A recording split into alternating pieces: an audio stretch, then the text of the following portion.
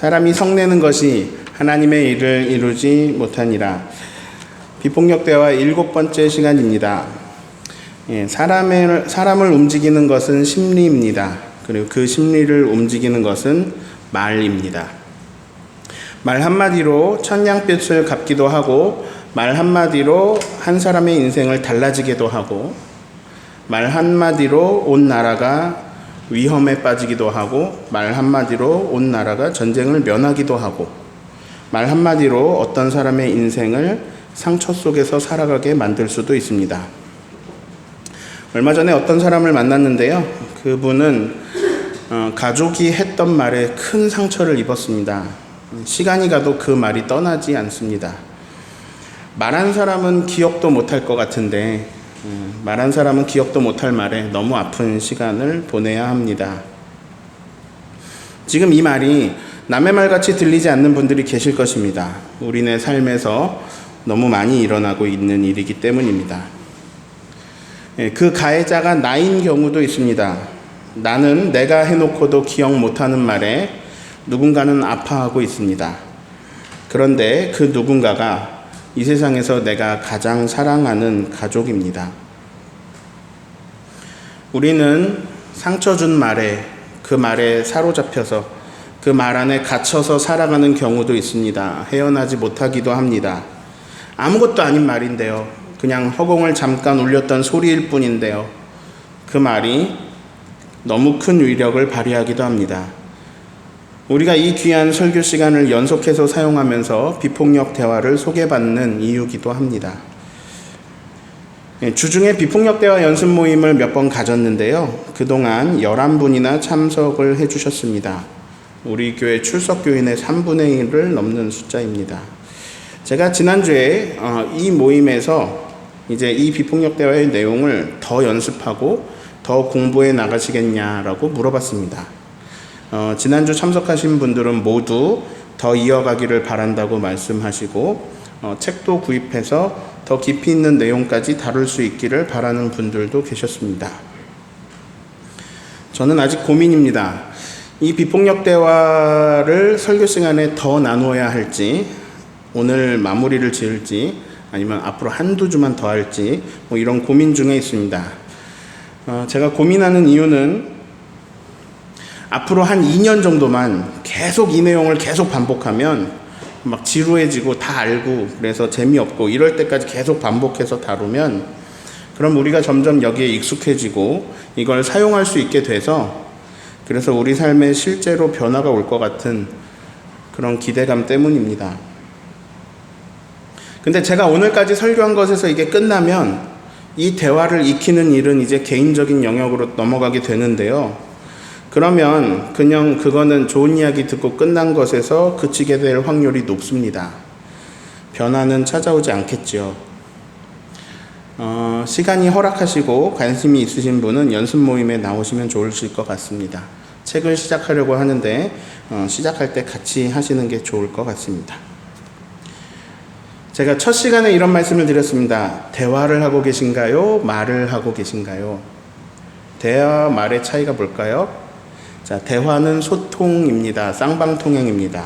말은 일방통행입니다. 내가 하고 끝나는 거예요. 설교는 선포적인 성향이 강합니다. 설교는 일방통행입니다. 그래서 사실 저는 여러분이 어떻게 받아들이고 무슨 생각을 하는지 전혀 모릅니다. 그래서 쌍방통행보다는 한 사람 한 사람에게 다가가는 영향력이 약합니다. 설교는 그렇습니다. 그래서 저는 소그룹 성경 공부를 진행하고 있는데요. 이건 또 단점이 있습니다. 저는 몸이 하나라서 모든 교우들을 만날 수가 없고 시간이 제한적입니다. 저는 언젠가는 설교도 쌍방통행으로 했으면 좋겠습니다. 근데 아직 제 실력으로는 좀 무리가 있는 것 같습니다.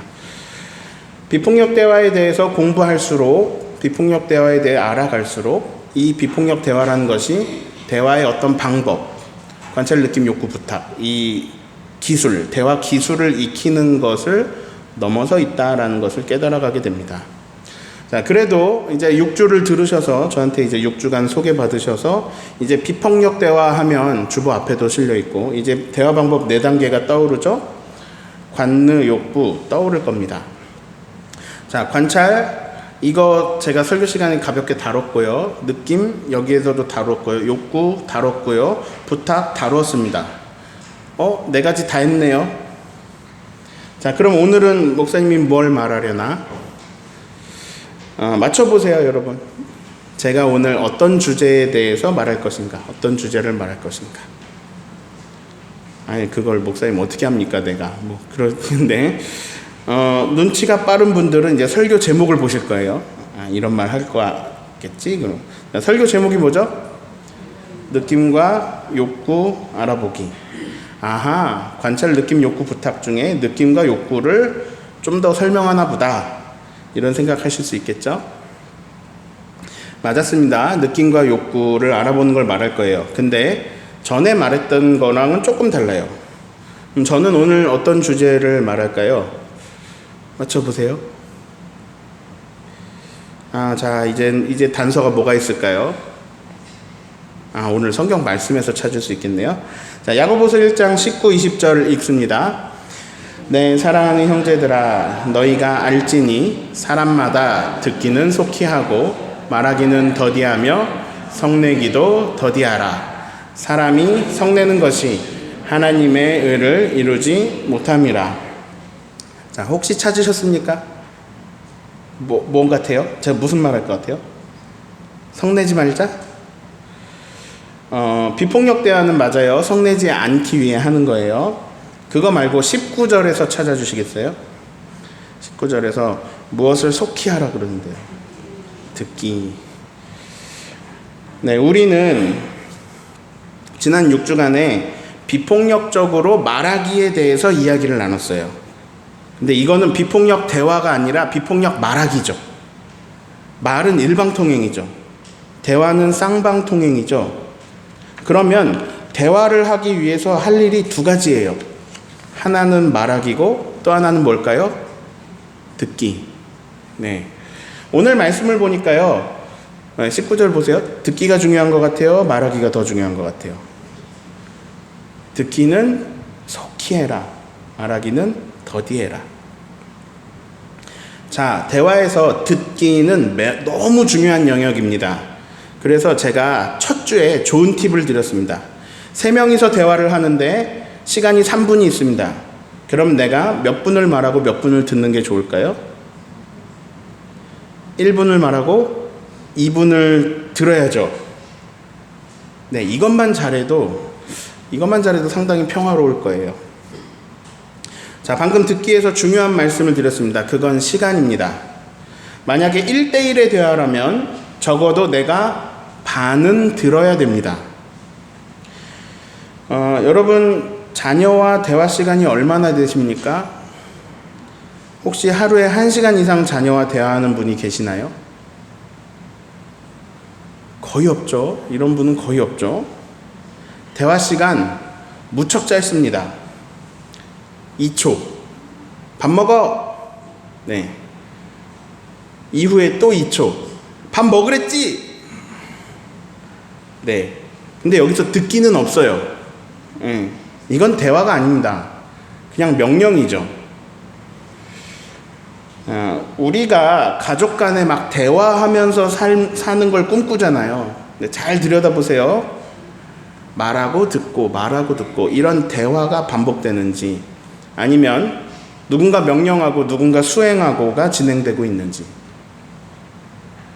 만약에 누군가가 내 말에, 내 이야기에 하루에 10분만 진지하게 공감하면서 들어준다면 그럼 우리 마음의 병은 다 날아갈 거예요. 다 없어져 버릴 거예요. 내가 얘기하고 있는데 내 이야기에 귀 기울이면서 내 마음을 알아주고 내 마음을 읽어주면서 10분만 들어주는 사람이 있으면요, 그러면 아무리 힘들어도 그 힘든 세상 살아갈 힘이 생깁니다.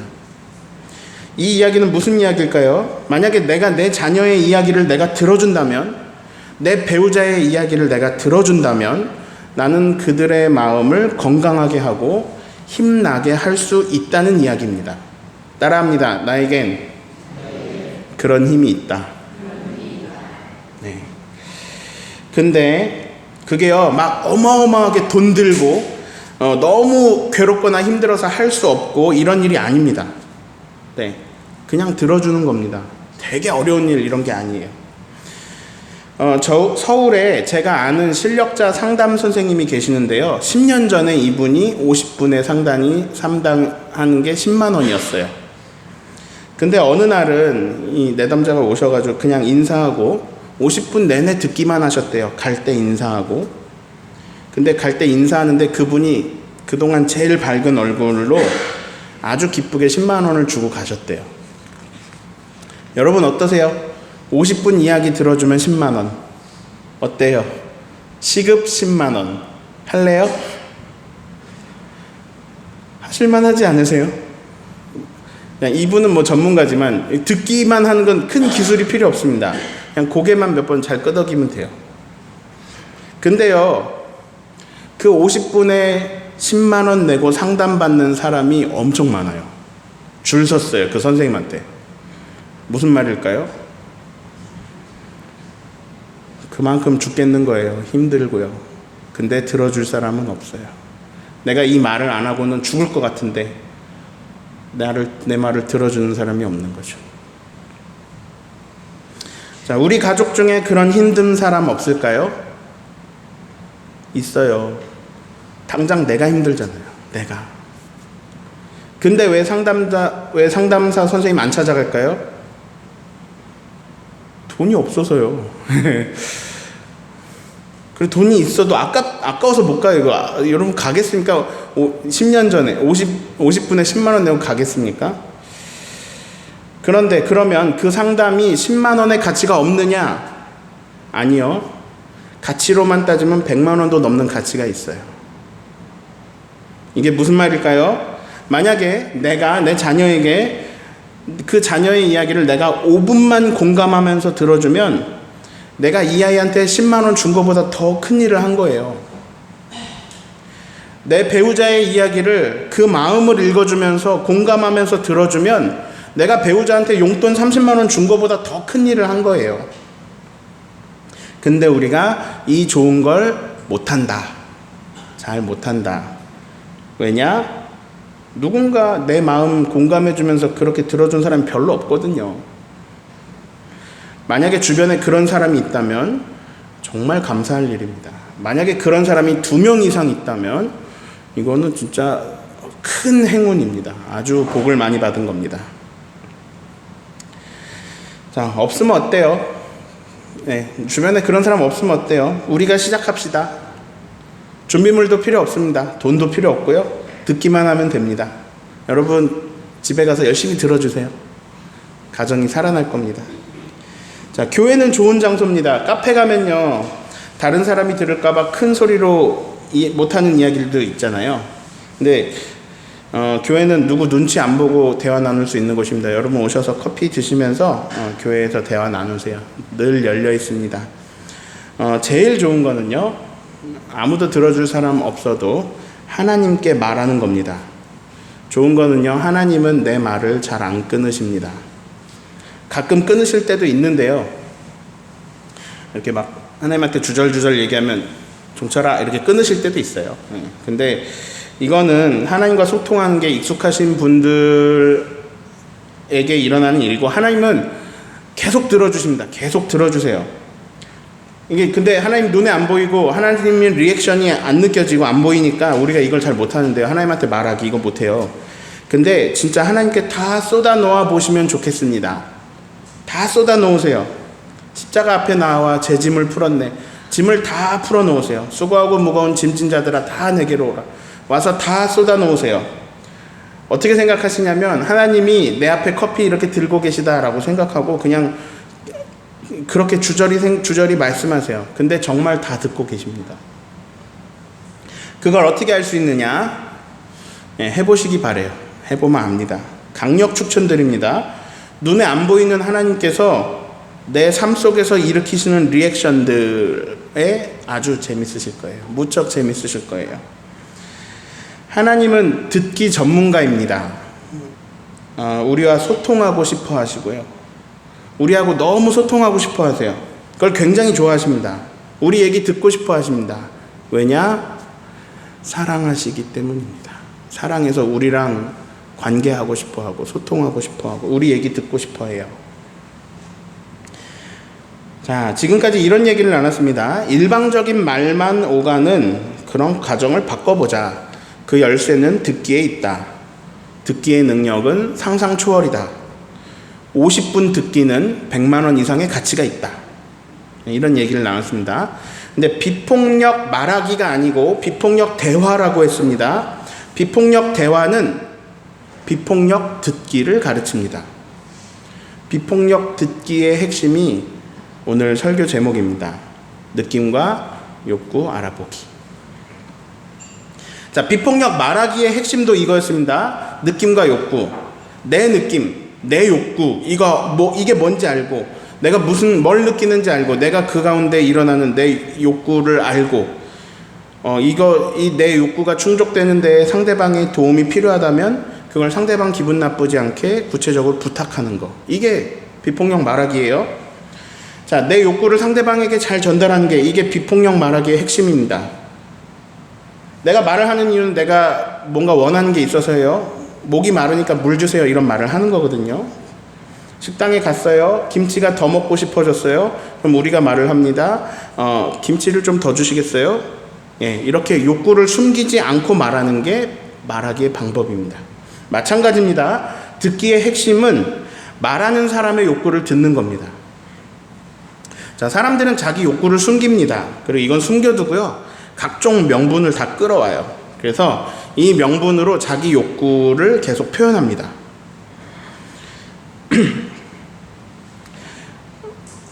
그래서 그때에 우리가 비폭력 듣기를 배운 우리는 이제 그 이야기 속에서 그 명분들을 보는 게 아니라 그 사람의 욕구를 찾는 겁니다.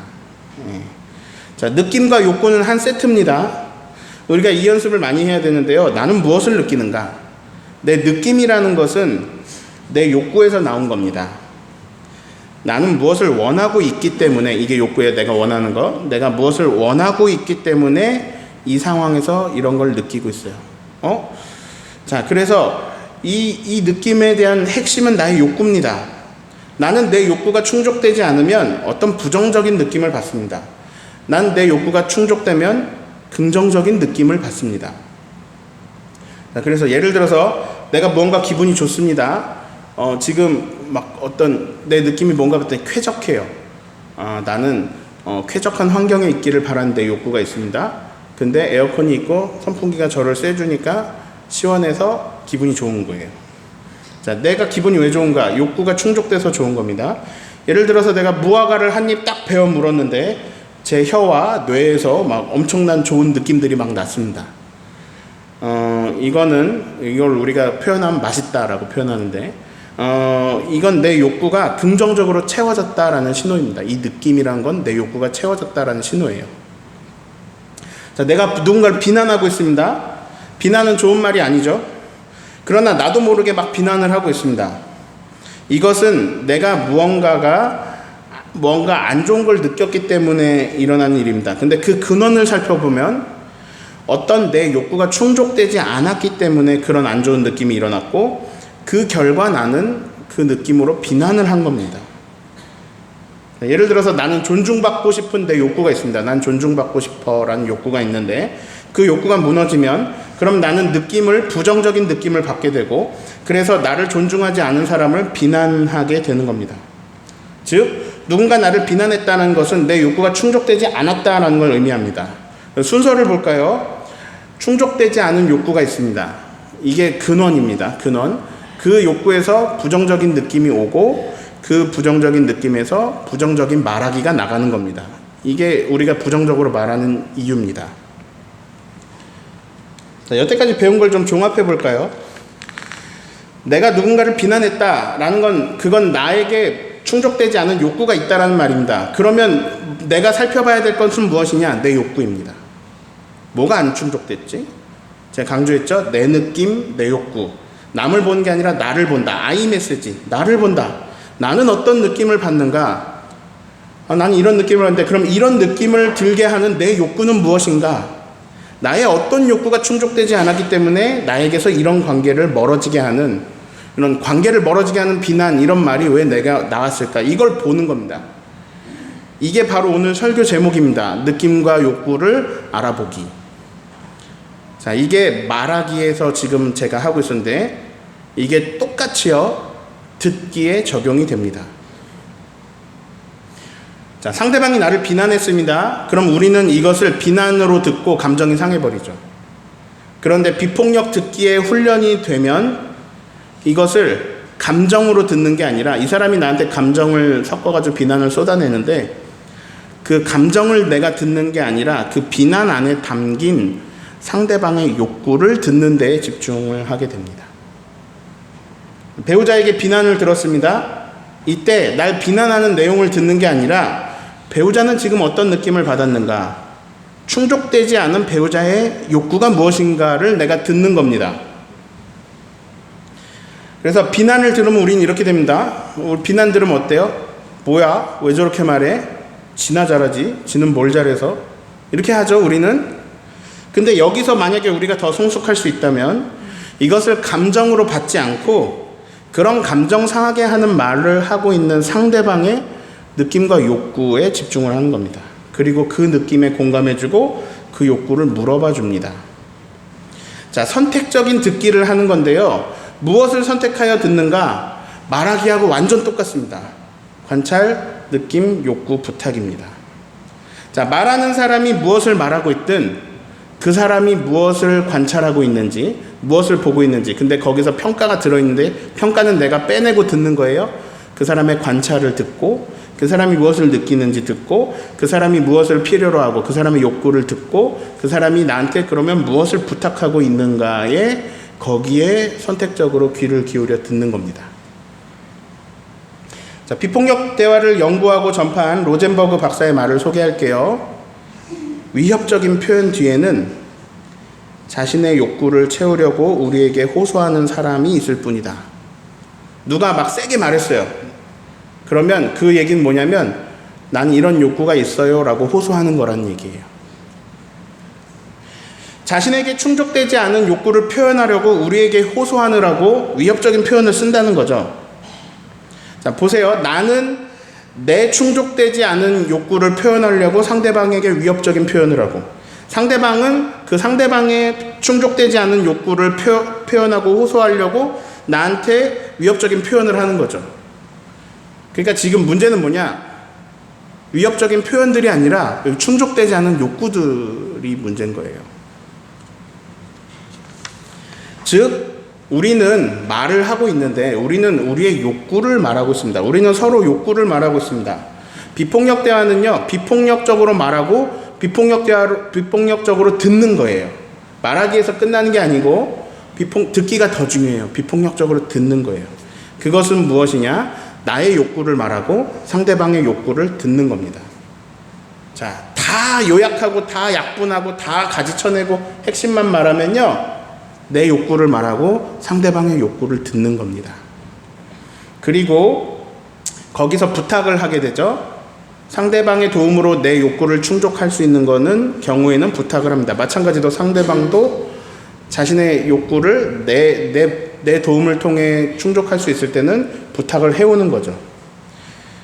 네. 그래서 비폭력 듣기는 상대방의 말에서 그가 무엇을 필요로 하고 있는가, 무엇을 부탁하고 있는가를 골라 듣는 그런 것입니다. 자, 그의 관찰은 무엇인가? 그의 느낌은 무엇인가? 그의 욕구는 무엇인가? 그의 부탁은 무엇인가? 관찰, 느낌, 욕구, 부탁으로 듣는 것이 바로 비폭력 듣기입니다. 예, 그래서 오늘 너무 복잡하고 어려운 얘기 했는데 근데 똑같아요. 관찰, 느낌, 욕구, 부탁으로 말하고 관찰, 느낌, 욕구, 부탁을 듣는 것입니다. 이것이 이렇게 말하고 이렇게 듣는 것이 비폭력 대화의 방법입니다. 근데 이게 우리가 막 연습이 안 됐잖아요. 개념만 계속 듣고 있고 연습이 안 된 상태에서 너무 복잡하니까, 그래서 지은 제목이 오늘 설교 제목입니다. 들을 때 상대방의 느낌과 욕구 알아보기. 근데 이것도 너무 복잡한 것 같아요. 그래서 단순화시켜서 욕구만 말하겠습니다. 딱 9자로 설명할게요. 비폭력 듣기가 뭐냐? 이것만 기억하시면 성공입니다. 상대방의 욕구를 듣기. 네. 자, 이제부터 들으실 때 배우자의 욕구가 무엇인지, 상대방의 욕구가 무엇인지를 들으세요. 자, 오늘 여러분이 저의 긴 설명을 듣고 계십니다. 비폭력 대화를 7주나 설명하고 있는 저의 욕구는 무엇일까요? 지금 이 귀한 시간 7주나 이거를 소개하고 있는 저의 욕구는 뭘까요?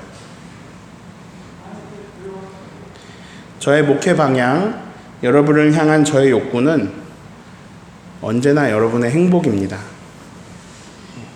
행복하려면 하나님이 주인 되셔야 하고요.